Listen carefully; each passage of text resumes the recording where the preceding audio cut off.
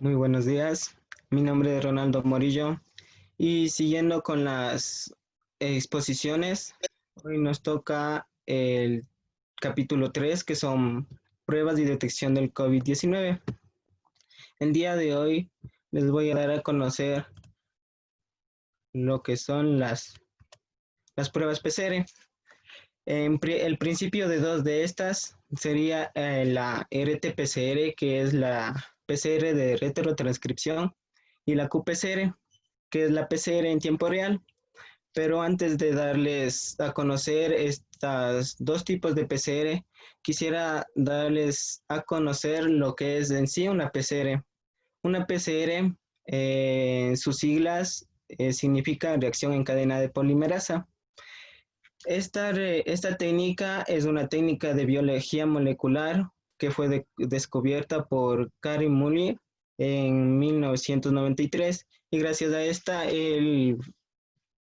fue, le fue otorgado el premio Nobel en, por descubrir esta técnica. Esta técnica la descubrió cuando estaba manejando un automóvil hacia su trabajo. En las vías de la carretera veía cómo se iban eh, copiando o se iban apareciendo las franjas y de ahí les surgió la idea. En sí una PCR es la cual eh, de un fragmento o de una muestra de ADN se pueden sacar muchísimas copias de ella para realizar lo que son el encontrar el genoma o la identificación de una bacteria o virus. Por eso la PCR nos ayuda a identificar virus y bacterias y en estos tiempos de cuarentena y de la pandemia nos ha ayudado a identificar lo que es el COVID-19, aunque también nos ayuda a la identificación de personas cuando sufren un accidente. A continuación les voy a presentar un video el cual les va a ayudar a entender un poco más de lo que es la PCR.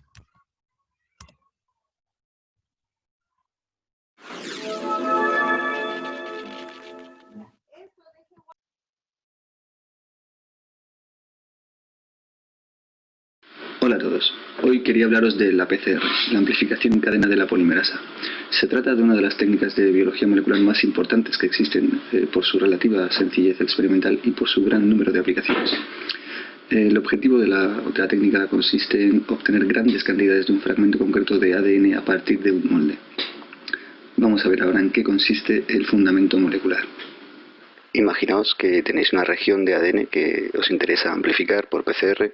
Para ello necesitamos una serie de componentes, unos deoxinucleótidos, una Taq polimerasa, que es la enzima que va a realizar la reacción, y una pareja de oligonucleótidos que sean específicos de nuestra región de interés.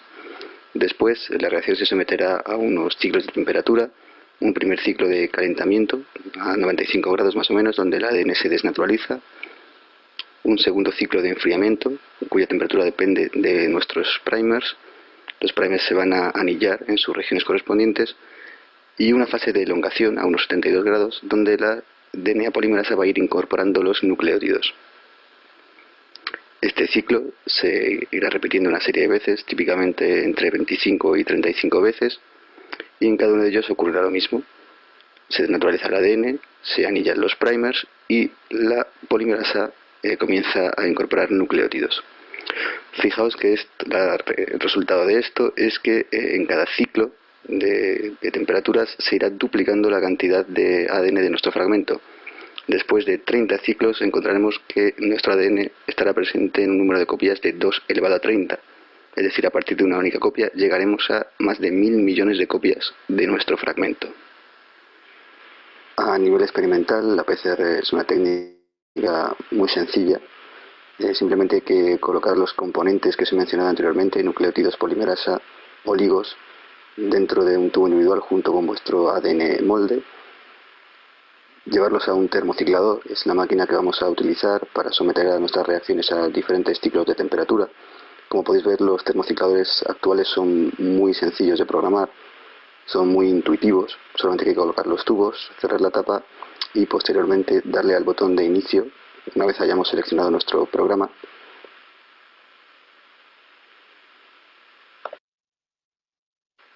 Para poder visualizar nuestros resultados de PCR necesitaremos hacer un gel de agarosa. Para ello colocaremos cierta cantidad de agarosa en un bote de cristal o de plástico que resista altas temperaturas y le añadiremos TAE, tampón trisacetato.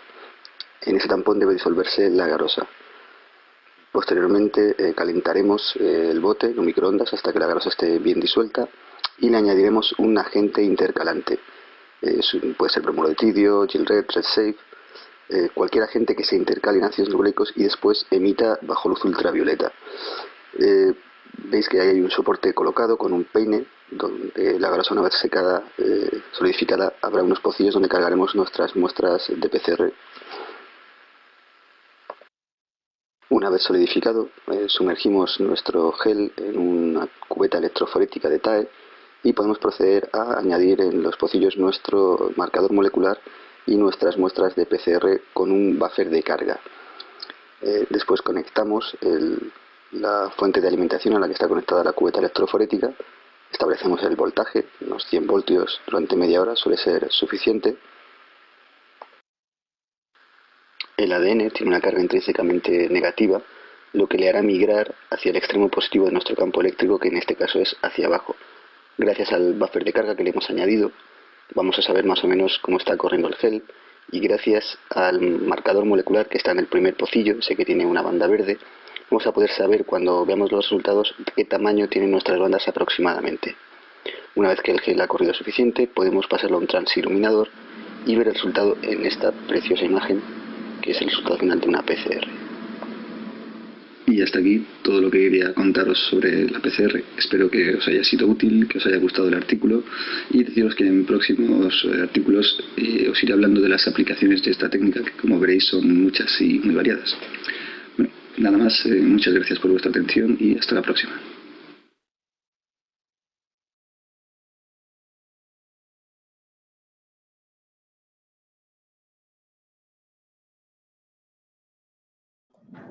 Tu micrófono, Ronald.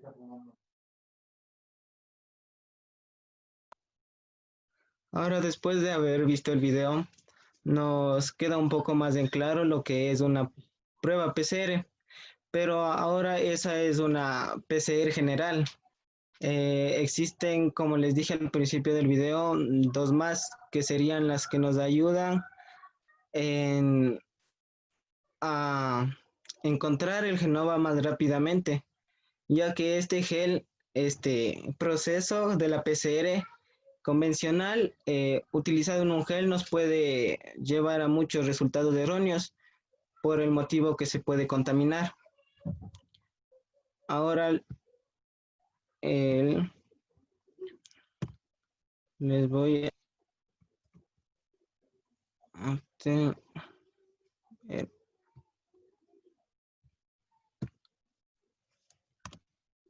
la siguiente PCR, que es la PCR RT o PCR de retrotranscripción.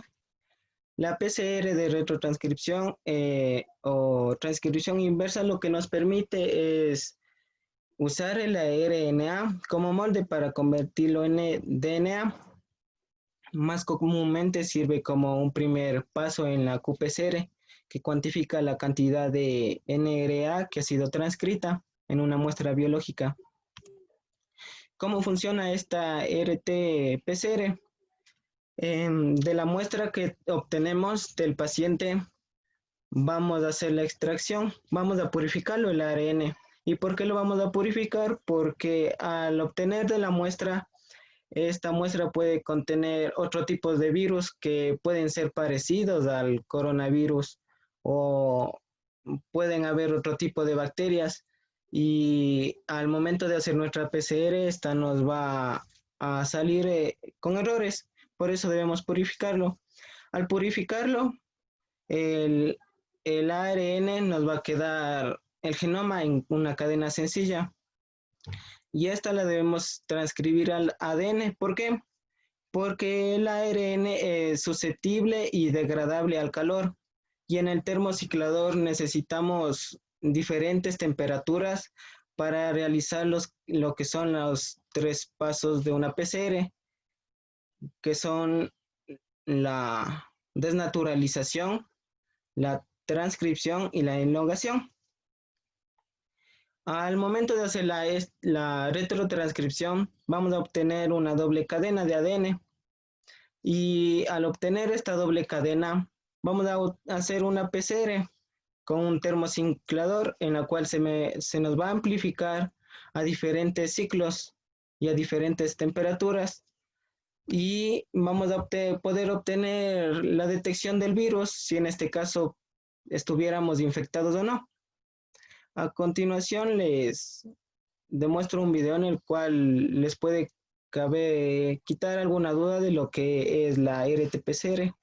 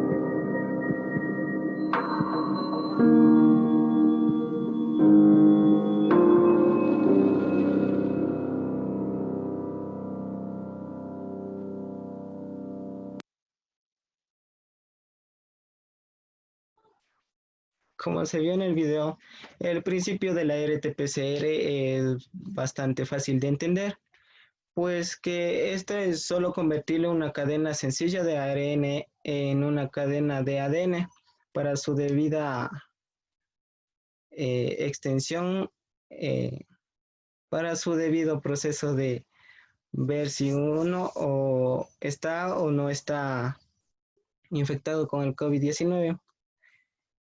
Ahora, después de ver esto, les voy a presentar lo que es una qPCR.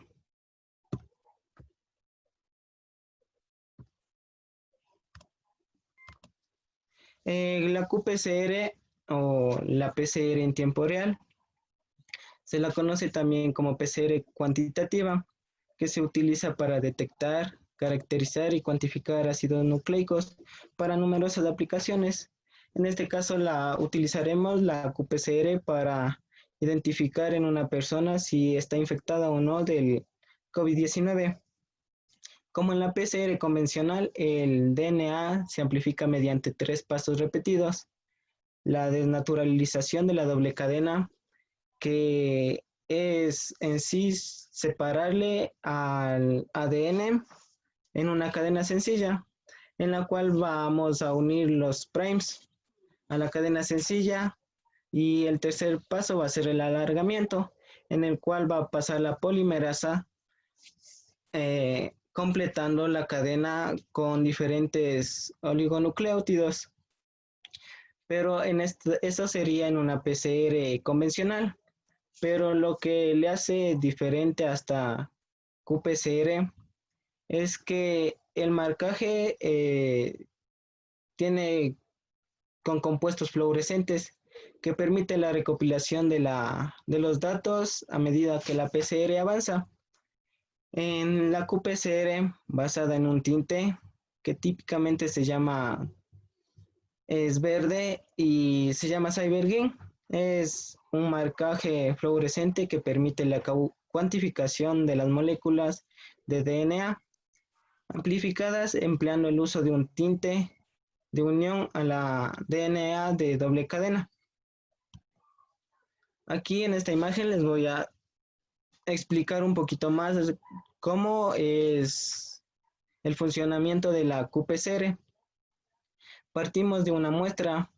Esta muestra le vamos a obtener del paciente de las fosas orofaringeas.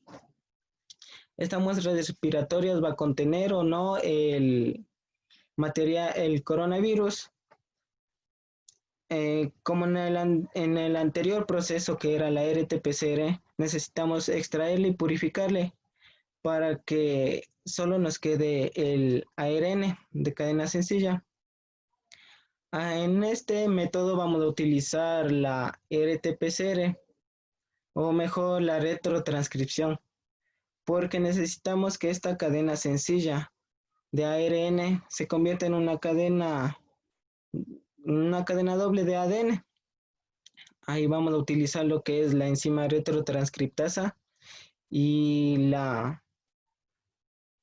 mediante el proceso de retrotranscripción vamos a convertirlo en ADN. Después de que lo convertimos en ADN, vamos a hacer la reacción en cadena de polimerasa.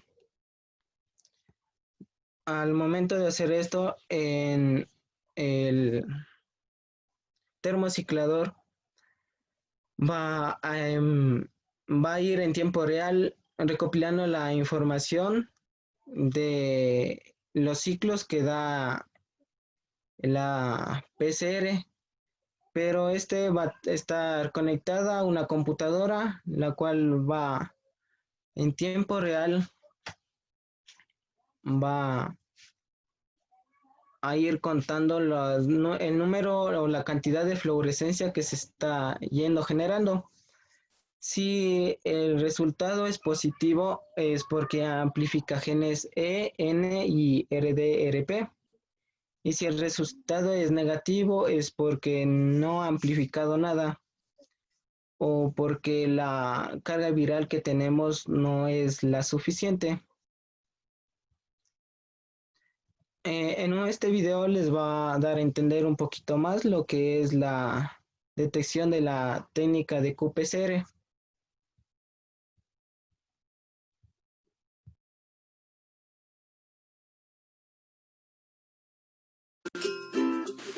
La PCR en tiempo real se basa en el mismo principio de la PCR convencional, diferenciándose de esta en la detección y análisis de los productos de la amplificación, teniendo como objetivo detectar y cuantificar las secuencias específicas de ácidos nucleicos mediante el uso de marcadores fluorescentes en la reacción. La PCR en tiempo real es un método cuantitativo en el cual la muestra requerida es mínima. Otra característica importante es el uso de un marcador fluorescente como el bromuro de tidio, donde a mayor fluorescencia mayor concentración. Y por último se agrega una solución Master Mix. La enzima topoisomerasa es la encargada del enrollamiento y desenrollamiento de las hebras de ADN durante la síntesis, replicación, condensación y descondensación. La licasa se encarga de romper los puentes de hidrógeno que unen las bases nitrogenadas. Las proteínas SSB son las encargadas de adherirse a la cadena simple y mantenerlas alejadas unas con otras, para que éstas se mantengan separadas. El ARN primasa es una enzima que interviene en la síntesis de segmentos cortos de ADN, llamados primers, compuestos de aproximadamente 20 pares de bases nitrogenadas. El ADN polimerasa 3 es una enzima que realiza el proceso replicativo. Su función es la síntesis del DNA. También cuenta con una actividad revisora 3'5' exonucleasa. La ligasa tiene por lo tanto como función reparar las hebras de ADN mediante la creación de enlaces fosfodiéster. La reacción in vitro tiene como característica esencial el uso de una solución conocida como Master Mix, la cual tiene todas las sustancias necesarias para su amplificación en el ADN. La PCR en tiempo real, al igual que la PCR convencional, se lleva a cabo en 3 grandes pasos: la desnaturalización, hibridación y elongación. En la desnaturalización, las cadenas de ADN son calentadas a 95 grados centígrados con el fin de que las dos hebras sean separadas. El tiempo está determinado por la cantidad del mismo. En la hibridación, los primers se alinean al extremo 3' del templado previamente separado, para que esto se lleve a cabo con eficiencia.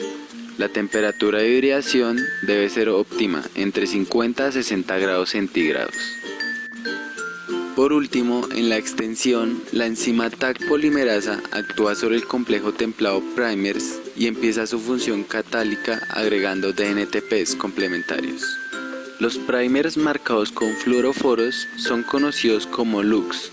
Estos se reprimen cuando están libres en solución y florecen débilmente cuando se desnaturalizan y emiten una luz fuerte cuando se incorpora al ADN. El fluorocromo más utilizado en la qPCR es el SAFE-GRIM1, el cual interacciona en el surco menor del ADN de doble cadena. Esta fluorescencia es medida por un termociclador apto para tal propósito. La señal de fluorescencia es captada por un termociclador donde este mismo captura las señales de emisión de la muestra a analizar, realizando posteriormente el análisis cuantitativo.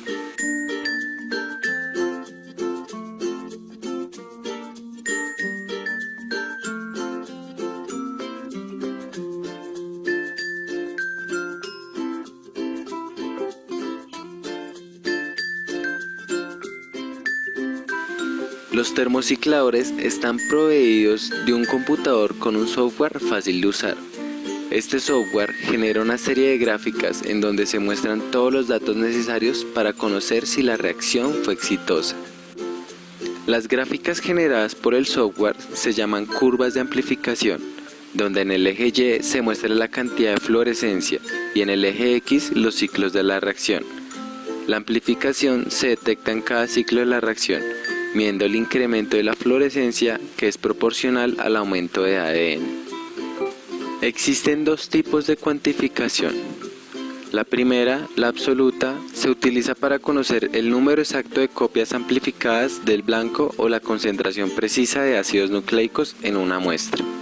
Y la segunda, la relativa, se aplica cuando se desean evaluar los cambios en la expresión de genes en distintos estados fisiológicos.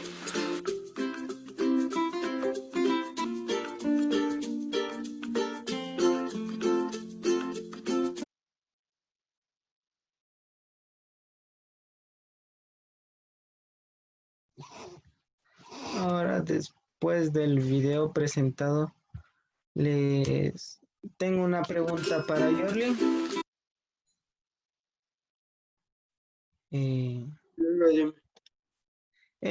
Después de los videos indicados, ¿me podrías decir para ti qué es un termociclador? Bueno, según lo que nos explicaste y lo que nos proyectaste en el video, tengo entendido que es un aparato usado en biología molecular que permite realizar los ciclos de temperaturas necesarios para que una reacción de una cadena de la polimerasa se pueda amplificar, o sea, para que pueda amplificar el ADN y tener varias copias de ello. Sí, tu respuesta es correcta, ya que el termociclador nos permite, de acuerdo a diferentes temperaturas, amplificar el fragmento de ADN que tenemos. Ahora mi pregunta sería para Samantha. Sí, dime. En el método de la qPCR, de la RT-PCR, la enzima retrotranscriptasa, ¿cuál sería su función? Bueno, no sé si me equivoco, pero la función de la enzima de tipo ADN polimerasa tiene como función sintetizar el ADN de doble cadena, utilizando como un molde ARN monocatenaria. Sí, es como decirte, para que me entiendas mejor, es como decirte que este esfero es el ARN. Este ARN, al ser susceptible y degradable al calor, necesitamos transformarlo en ADN. Esto lo haremos mediante una enzima llamada retrotranscriptasa. Esta enzima retrotranscriptasa va a pasar por aquí junto adhiriendo lo que son la cadena complementaria para que se haga una doble cadena. Así podremos realizar una PCR sin tener fallas en nuestros resultados. No sé si te quedó un poquito más claro sobre la función de la enzima eritrotranscriptasa. Sí, está mucho más clara tu explicación. Ya, muchas gracias. Mm, Carlos, ¿me podrías ayudar con una pregunta? Sí, dime. Con tus palabras, ¿me podrías definir lo que entendiste sobre la función del Cybergreen? Bueno, yo lo que entendí de la función del Cybergreen es que este es un compuesto orgánico. Tras ser excitado a longitudes de onda apropiada, este presenta fluorescencia. Lo que sería, como decir, la fluorescencia es que se ilumina. Sí, exactamente lo que dijiste en nuestra PCR, la de tiempo real. Esta va a ir en un master mix en la cual mientras se van adhiriendo los prime, el fluoróforo o el cybergreen se va a ir igual adhiriendo para al momento de que pase la TAC polimerasa, esta va a emanar una fluorescencia dependiendo de la longitud de onda que se necesite. Ahora, ¿por qué utilizar una PCR en tiempo real? La RT-PCR en tiempo real, como está establecido, es una técnica muy sensible y precisa que puede ofrecer un diagnóstico fiable en tan solo 3 horas, aunque los laboratorios suelen tomarse entre 6 y 8 horas y media. ¿Por qué es una técnica sensible y precisa? Porque tiene especificidad. Esto le hace de la muestra o de lo que tiene, de, de, con los primers, va a ser específica en el gen que está buscando. Y porque en comparación con otros métodos disponibles de aislamiento del virus, la RT-PCR en tiempo real es bastante más rápida y tiene menos posibilidades de contaminación o error, ya que todo el proceso puede llevarse a cabo en tubos cerrados. Esto sería mi exposición y cualquier pregunta estoy dispuesto a contestarlos. Bueno, en este momento damos por finalizado la exposición del día de hoy y continuamos con la ronda de preguntas.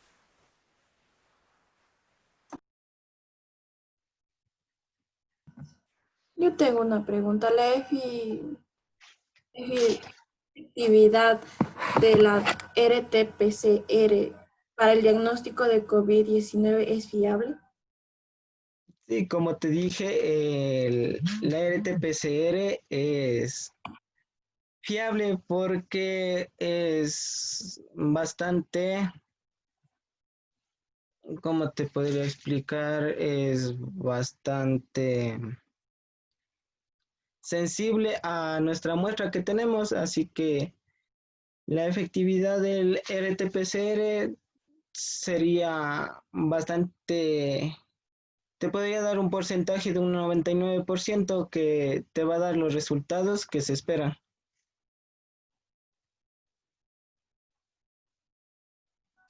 Gracias. Yo tengo una pregunta. Según tu criterio, ¿cuál piensas tú que es la PCR más efectiva para detectar el COVID-19? Según mi criterio, la PCR más efectiva sería la QPCR en tiempo real, porque está debido a los fluoróforos que pueden emanar fluorescencia, me va a dar los resultados en tiempo real y gracias a una curva de crecimiento voy a saber si soy negativo o positivo en una prueba de COVID-19.